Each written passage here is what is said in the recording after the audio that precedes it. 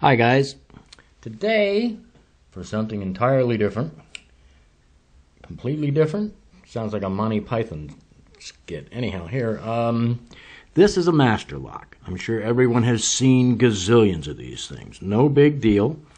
There are many different ways to open this lock. One of the easiest ways would probably be to shim it. I mean, you see teenagers on YouTube all the time shimming these things. Another way to open it would be to go around through all the possible combinations.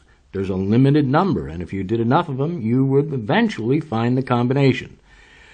I don't know how many numbers there really are, but I do know that there are a lot of numbers. That would be incredibly tedious, boring. You would probably die of boredom before you got the thing open.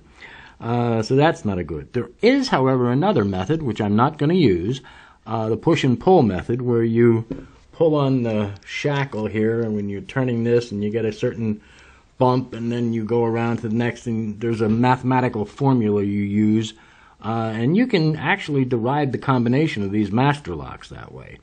It works pretty well, actually, but again, it's tedious. It takes a long time. You make one little error and you have to start all over. It can really be a pain in the butt. But we are not going to use any of those methods. We're going to rake it. Yes, that's what I said. We're going to rake it. If you look at this master lock back here, you see, oh my goodness, there's a keyway there. Now, I think that's for not exactly a master key.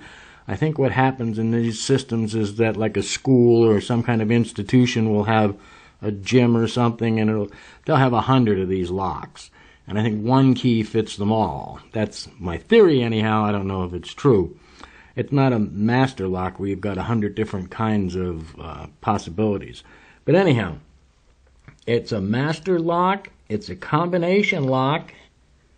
There's some numbers on there. I don't know what it is. But anyhow, we are going to take a Peterson rake.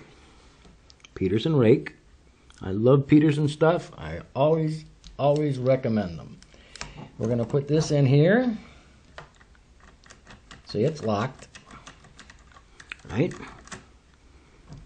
Then we have a homemade tension wrench. The homemade tension wrench, I made this for some other lock that had to be just such and such a size, and I'll be darned, it fits here. So we're inserting the tension wrench there, getting a little bit of tension, coming around this way so you can see what I'm doing, hopefully. Something like that. And a regular street rake, and we're going in. And it's open. That really wasn't hard. I think that core in there is a 4-pin master lock. Pretty chintzy. But you got to admit, that certainly beats the daylights out of figuring out all the different combinations or going around pushing and pulling for an hour to get the combination of this thing. It opened really easily.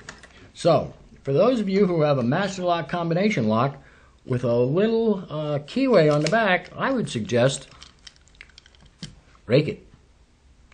Okay guys, be cool, have fun, and keep it legal.